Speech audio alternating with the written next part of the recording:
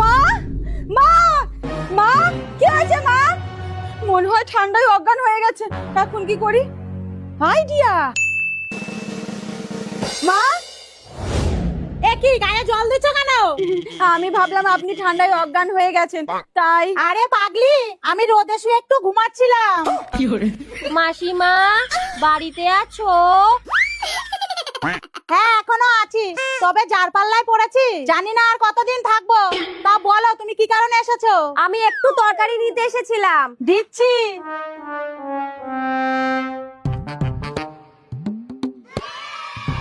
নানদিনী একটা দাও। একটাই আছে, খাও। দিদি পুরে খাচ্ছো? কেন, তুমি খাবা? না না, আমি একটু তরকারি নিতে এসেছিলাম।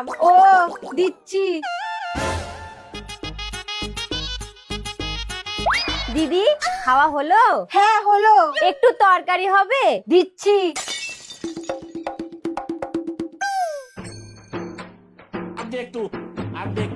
এই নাও, আজকে স্পেশাল রান্না করেছি, কাটা রাইস।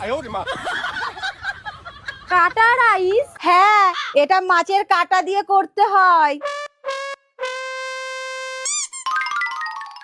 বৌমা তুমি এটা কি করলা? ওই ফেলে দিয়া মাছের কাটা ভাত বিড়াল কুকুরকে না দিয়ে তুমি ওকে দিয়ে দিলা? না না বৌদি, তুমি এটা ঠিক করোনি। আরে রোজ রোজ খালি তরকারি চাইতে আসবে, দেখবেন আজকের পর থেকে আর আসবে না। দিদি দিদি, আপনাকে যে আমি কি বলবো সেটাই বুঝতে পারছি না। না মানে আপনার কাটা রাইস এত সুন্দর হয়েছে না, কি বলবো। আর এক বাটি হবে?